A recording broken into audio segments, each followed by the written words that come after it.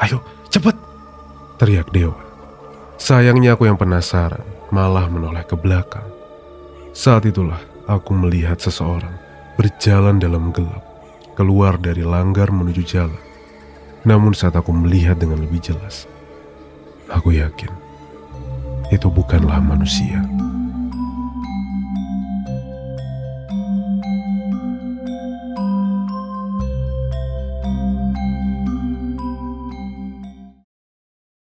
Assalamualaikum warahmatullahi wabarakatuh. Selamat malam Sobat Horor. Kembali lagi di podcast Bagi Horor dan tentunya masih bareng aku Arga di sini. Hari ini kita akan membacakan cerita dari Bang Dioseta. Cerita dari Bang Dioseta yang berjudul Langgar Tanah Tulah. Ini menarik nih karena menurut dari email yang dikirimkan oleh Bang Dioseta, cerita ini narasumbernya adalah salah satu pendengar juga di podcast Bagi Horor. Dan aku tahu siapa orangnya, tapi aku nggak tahu ya, ini apakah bisa disebutkan atau tidak nama narasumbernya. Tapi aku kenal narasumber ini, sudah mengikuti podcast Bagi Horor dari awal. Langgar Tanah Tulah. Langgar yang dimaksud di sini kayaknya bukan melanggar deh, tapi langgar itu kayak musola gitu ya. Kita akan cari tahu ceritanya sebentar lagi, tapi terima kasih untuk Bang Dioseta yang sudah membagikan cerita ini di podcast Bagi Horor. Dan seperti biasa, sosial media dari Bang Dioseta itu lengkap ada di deskripsi dari episode ini. Jadi kalau kalian mau cek cerita-cerita terbaru dari Bang Dioseta, itu ada di Karya Karsanya. Update terbarunya ada di Twitternya. Jangan lupa follow Instagram dan juga subscribe YouTube-nya Bang Dioseta. Begitu juga dengan kalian yang sedang mendengarkan podcast ini sekarang. Buat yang belum follow podcast Bagi Horor di platform manapun kalian untuk dengarkan podcast Bagi Horor sekarang, dipencet dulu tombol follow-nya dan ke YouTube sebentar, cari Bagi Horor dan dipencet subscribe-nya. Kita sedikit lagi menjelang 30.000 subscriber, semoga bisa segera tercapai. Oke, tanpa berlama-lama lagi kita akan segera masuk ke cerita dari Bang Dioseta, Langgar Tanah Tulah. Pasang headset kalian, tutup pintu, matikan lampu, podcast Bagi Horor siap membagikan ceritanya. Selamat mendengarkan. Langgar Tanah Tulah by Dioseta. Dia yang dikutuk, dipelihara di langgar tua itu. Pati 1995 Part 1. Bukan untuk manusia. "Asih, ayo pulang, sudah maghrib," teriak seorang ibu yang memanggil anaknya untuk segera pulang sebelum matahari terbenam. "Iya bu, sebentar, aku manggil Didi dulu," teriak Asih yang menyempatkan diri untuk memanggil teman mainnya yang sedari tadi bermain petak umpet bersamanya. Asih berteriak memanggil nama Didit, namun tak ada jawaban. Asih mengira Didit masih bersembunyi karena menganggap permainan belum selesai. "Dit, ayo pulang, aku sudah dipanggil ibu," teriak Asih. Walau begitu, sama sekali tidak ada jawaban dari Didit. Asih terus mencari ke kebun hingga lapangan, namun tidak menemukan Didit. Ia pun memutuskan untuk pulang, mengira Didit sudah pulang lebih dulu karena disuruh oleh orang tuanya. Namun sebelum sempat untuk kembali, Asih melihat sesuatu yang tidak biasa ia lihat. Ada seseorang di sebuah langgar yang sudah lama tidak digunakan untuk beribadah. Ia mendekat dan melihat Didit berada di sana. "Dit, ngapain kamu di sana? Dit, kan gak boleh dolan merono, gak boleh main ke sana," teriak Asih sambil segera menghampiri Didit untuk mengajaknya keluar. Saat itu, langit sudah memerah. Ia melihat langgar yang sudah tua itu benar-benar sudah rapuh, seolah bisa hancur kapan saja. Ia melihat Didit berdiri di sana, menatap langit-langit ruangan kecil yang sangat rapuh itu. Wajah Didit pucat. Ia menoleh ke arah Asih dengan tubuh gemetar. Tolong aku, Asih." Mendengar itu, Asih mendekat dan melihat langit-langit langgar. Saat itu seketika Asih terjatuh dengan tubuh yang lemas. "Dit, itu apa, Dit?" ucap Asih gemetar. Ia melihat mayat-mayat dengan sisa kain kafan merayap di langit-langit bangunan itu. Didit terlihat ketakutan dan menangis. Asih baru sadar dan ada makhluk serupa yang mencengkram kaki Didit dan menggigitnya. "Dit, lari Dit, lari!" teriak Asih. Asih benar-benar ketakutan, tubuhnya gemetar. Namun di ujung ketakutannya itu, tiba-tiba ia mendengar langkah seseorang. "Asih, ngapain di sini? Kan gak boleh main di sini."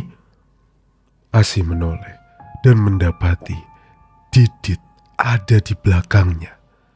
Ia kembali menoleh ke arah langgar itu dan ia tidak melihat apapun selain bangunan tua yang sudah tidak terurus. Dit, kamu?" Asih masih melihat bingung. "Mukamu pucat banget. Ngelihat apaan?" Didit yang curiga menatap ke arah langgar itu. Saat itu, aku berusaha kabur untuk berdiri dan buru-buru mengajak Didit meninggalkan tempat itu. "Wes Dit, sudah, mulai, cepat, ayo pulang," perintahku. "Kamu ngelihat yang aneh-aneh Yosi?" Asih hanya mengangguk tanpa berani berkata apapun. Sepertinya Didit juga merasakan perasaan yang tidak nyaman sehingga tidak berani bertanya macam-macam. Saat sudah cukup jauh, Didit masih sesekali menoleh ke arah langgar yang sudah hampir tak terlihat dari mata kami. "Eyangku pernah main ke desa ini. Dia ngelihat langgar itu terus langsung merinding. Katanya jangan deket-deket ke langgar itu kalau malam. Katanya itu bukan tempat untuk manusia lagi." Keluarga Tuan Tanah. Pate, bis nomor 3, Pate." Suara seorang kernet terdengar berteriak di tempat peristirahatan bis malam. Aku yang sudah selesai dengan makan malamku segera kembali ke bus dan melanjutkan perjalananku menuju kampung halamanku, Pati. "Lama banget di bawah, Mar. Ngapain dulu?" tanya Dewa yang lebih dulu masuk ke dalam bus sebelum diriku. "Ngurusin kaki, Wak. Pengap tahu di bus terus," balasku yang memang sudah cukup merasa lelah dan pengap setelah perjalanan dari Jakarta hingga tempat peristirahatan bus malam di wilayah Gringsing ini. Aku Damar Wicaksono, cuma seorang karyawan yang baru saja habis kontrak.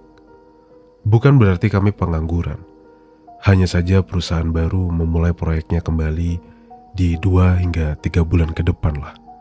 Kupikir daripada aku harus tinggal di Jakarta tanpa penghasilan, lebih baik aku menggunakan kesempatan ini untuk pulang kampung setelah sekian lama.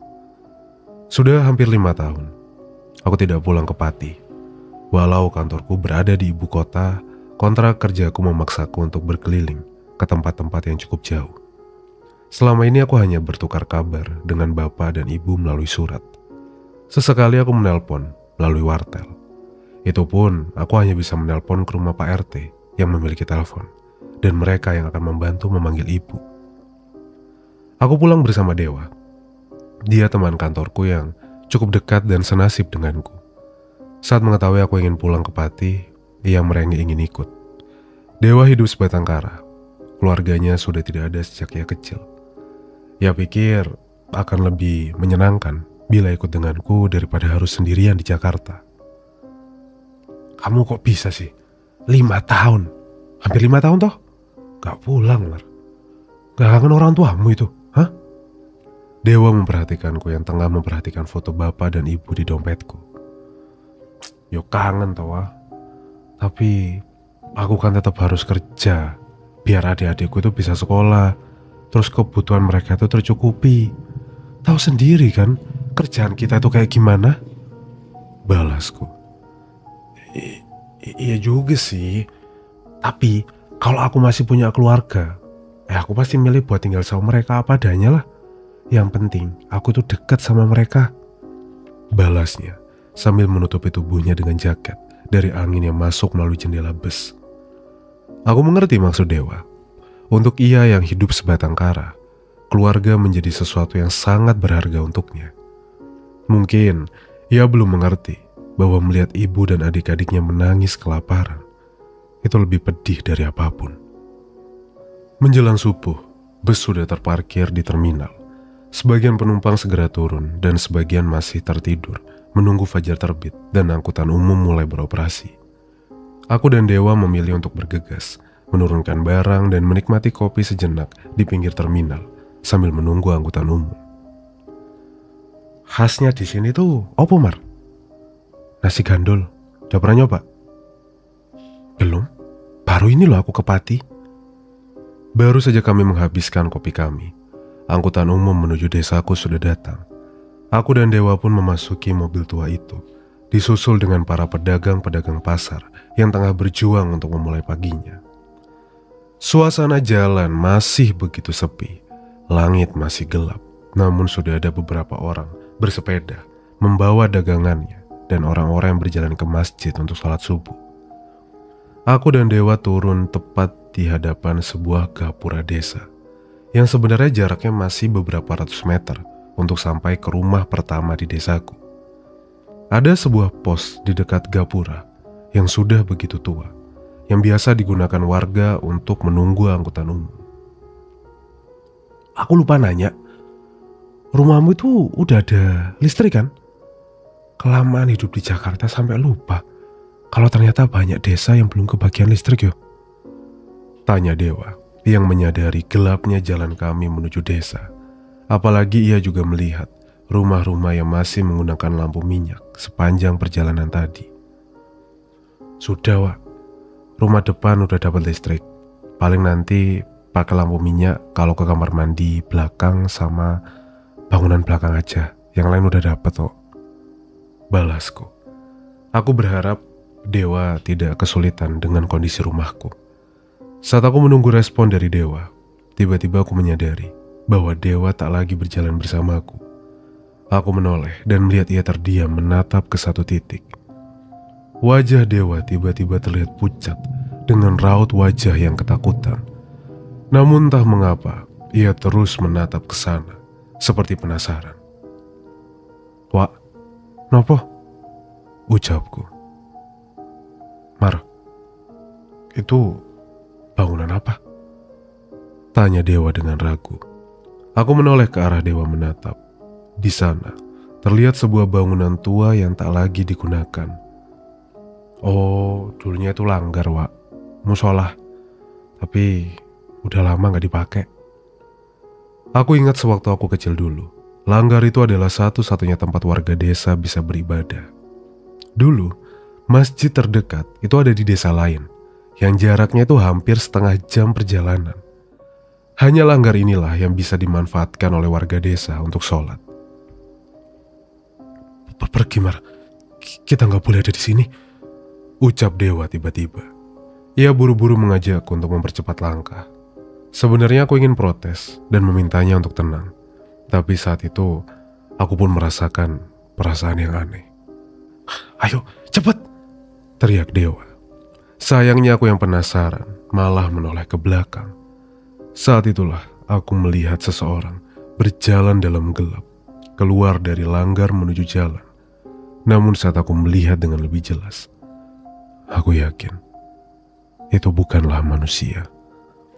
Apa yang kulihat adalah makhluk yang terbungkus kain kafan, tanpa kepala. Apa yang sebenarnya terjadi? Apa makhluk itu yang Dewa lihat hingga wajahnya pucat seperti itu? Aku pun berjalan semakin cepat menuju arah rumah. Walau sudah berusaha menjauh, Dewa terus memaksa untuk berjalan dengan lebih cepat. Kami merasa bahwa makhluk itu masih berada di sekitaran kami. Rumahmu masih jauh, Mar. Kalau nggak sempat gedor rumah orang aja, Mar. Ucap Dewa. Lumayan. Tapi Gak sampai 5 menit kok, ucapku yang juga semakin cemas. Sesekali aku tak sengaja melihat pantulan kaca dari jendela rumah di dekatku, dan wujud setan tanpa kepala itu terus terlihat sejauh apapun kami melangkah. Kami tak tahu apa yang terjadi, namun aku merasa bahwa nyawa kami itu terancam. Di tengah kekalutan kami, tiba-tiba terdengar suara azan subuh berkumandang dari masjid di ujung desa. Saat itu, Dewa memelankan langkah kakinya dan mulai mengatur nafasnya. Perasaan aneh itu hilang seketika. Mar, jangan langsung ke rumahmu. Kita sholat dulu sebentar, ajak Dewa. Aku mengangguk setuju, sekaligus menunjukkan satu-satunya masjid di desa kami yang sedikit berjarak dari rumahku. Aku pun menceritakan bahwa kemungkinan langgar itu sudah tidak digunakan karena memang sudah ada masjid di desa kami. Setidaknya itulah alasan yang kami warga desa tahu. Mas Damar? Loh, Mas Damar kan ini? Sapa seorang bapak yang wajahnya tidak asing bagiku. Nggih, Pak Rusman. Loh, ladalah kapan sampainya? Hah? Barusan Pak, tadi sampai sebelum subuh. Jadi sholat subuh dulu sebelum mampir rumah. Alhamdulillah, mampir ke rumah. Sudah lama gak ketemu. Fitri nanyain kamu itu. Pak Rusman bisa aja. Pak, pasti saya mampir ke rumah Bapak. Pak Rusman pun berpamitan dan aku menyelesaikan sholatku bersama Dewa. Saat sudah merasa cukup tenang, barulah aku mengajak Dewa menuju rumah. Seorang perempuan yang sudah berumur mengenakan kebaya sederhananya terlihat sibuk menyapu daun-daun kering yang berserakan di halaman rumah. Tubuhnya sudah sedikit bungkuk, namun terlihat ia masih semangat melanjutkan kesehariannya. Assalamualaikum. Aku sengaja tidak mendekat dan hanya menyapa ibu dari jauh. Saat itu ibu menyipitkan matanya dan menghampiriku. Waalaikumsalam. Ibu membalas salamku sambil menyipitkan matanya. Tak jelas memandang siapa yang ia lihat. Ia pun mendekat dan samar-samar mulai mengenaliku. Damar tuh iki. Seketika wajah ibu berubah. Ia melemparkan sapunya dan buru-buru memelukku. Aku membalas pelukannya, namun ibu lebih memilih untuk membagi kebahagiaannya. Bapak, Damar mulai Pak. Teriak ibu buru-buru kembali ke rumah tanpa mau melepaskan tanganku. Aku menoleh pada Dewa yang terlihat tersenyum kecil menikmati pemandangan haru ini dan memberi isyarat untuk mengikuti kami. Oh, Bu, kok teriak-teriak masih pagi ini loh, ucap bapak yang masih mengenakan sarungnya keluar dari rumah. Lah, Masya Allah Damar. Bapak yang menyadari kedatanganku pun buru-buru menghampiriku. Tidak seperti ibu yang memelukku, bapak hanya mengusap-usap bahuku sambil membantu membawakan tasku. Nah, nggak usah Pak, Damar bisa bawa sendiri, dikit kok. Sudah, ayo cepat masuk. Temanmu diajak juga, ayo. Ucap bapak yang menyempatkan menyapa Dewa dengan singkat. Aku menatap kondisi rumah yang sudah hampir kutinggalkan sejak 5 tahun yang lalu.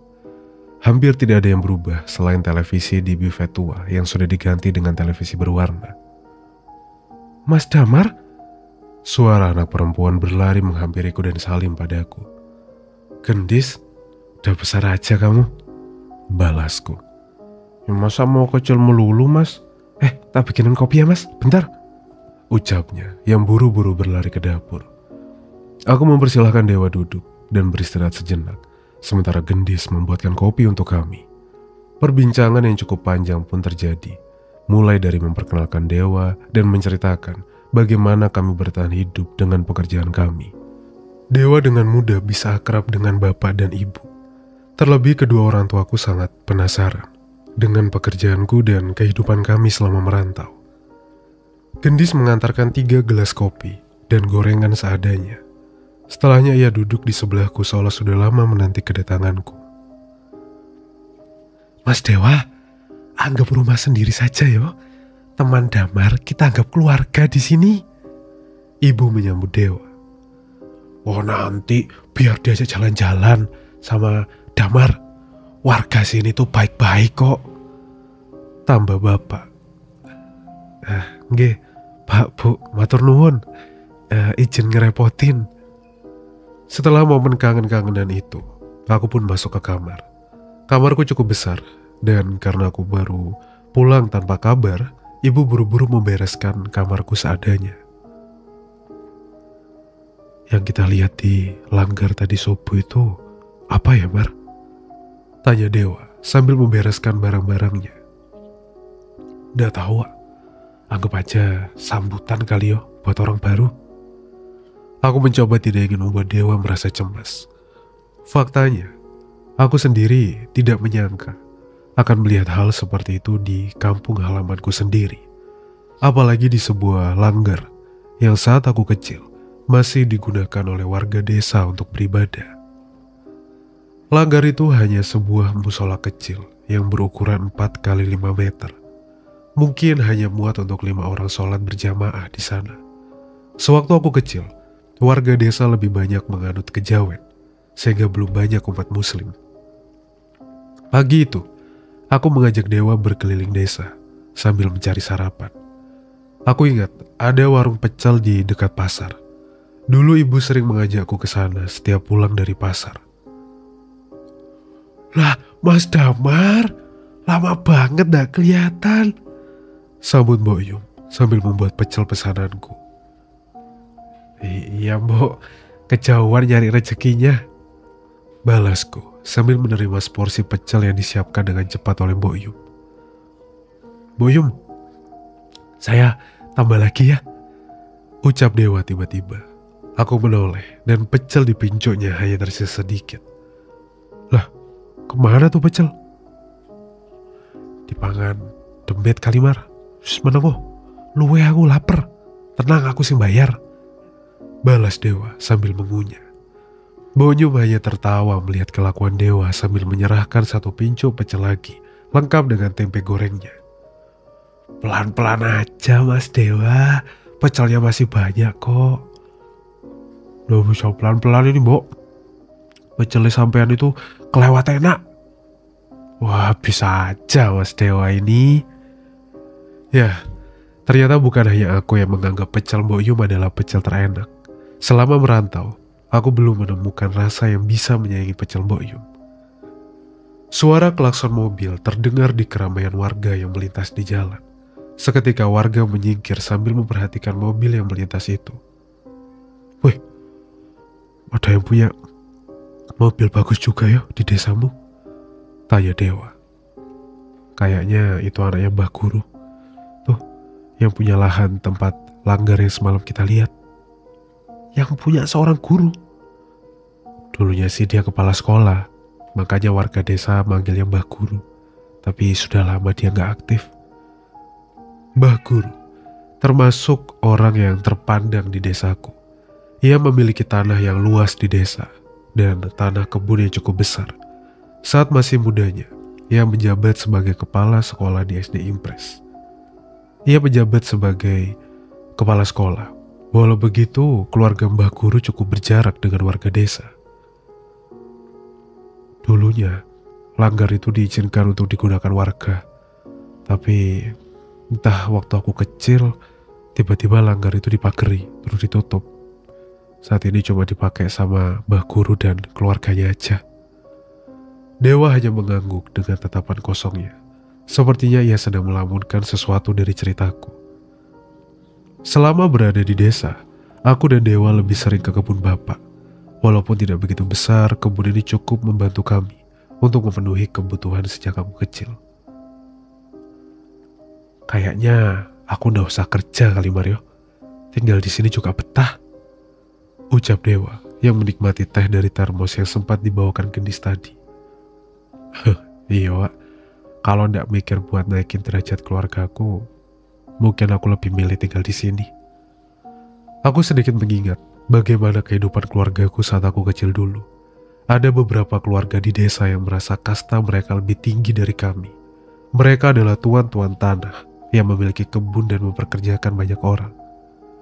Dulu, Desa hanya memiliki beberapa sumur, dan saat musim kemarau, hanya sumur di pekarangan milik Mbah Tarmadi yang masih memiliki air. Selama ini warga mengambil air dari sana tanpa ada masalah. Mbah Tarmadi juga salah satu orang besar di desa, dan bapak sesekali juga membantu mengerjakan lahannya. Suatu saat, aku dan ibu sedang mengantri untuk mengambil air di sumur itu. Saat itulah, tiba-tiba Mbah Tarmadi berkata dengan ketus, "Sampai kapan kalian itu mau ngemis air dari sumur saya? Hah?"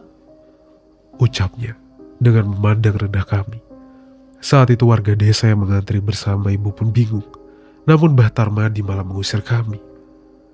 "Salah kami apa toh Pak? Kenapa tiba-tiba tidak boleh ngambil air di sini?" Ibu mencoba bertanya dengan sopan. "Sumur ini itu milik keluarga Tarmadi, bukan untuk orang-orang kotor seperti kalian." Mendengar ucapan itu, aku tahu bahwa ibu sakit hati. Warga desa ingin protes, namun mereka tahu bahwa sumur itu ada di tanah milik keluarga Darmadi. Part 1. Langgar Tanah Tulah by Dioseta berakhir sampai di sini. Ya, itulah akhir dari part 1 teman-teman. Kita akan lanjutkan cerita ini di part kedua nanti, karena aku sudah bilang jadi gak enak kalau baca lebih panjang. Kita akan lanjutkan besok ya. Aku nanti rekaman lagi dan akan segera menyelesaikan part kedua dari cerita ini. Terima kasih untuk Bang Dioseta sudah berbagi kisah Langgar Tanah Tulah ini di podcast Bagi Horor. Terima kasih buat kalian yang sudah mendengarkan. Mohon maaf kalau aku ada salah-salah kata selama bercerita. Dan ingat, anggap saja cerita di podcast Bagi Horor itu cuma hiburan semata. Ambil positifnya dan buang negatifnya. Wassalamualaikum warahmatullahi wabarakatuh. Selamat malam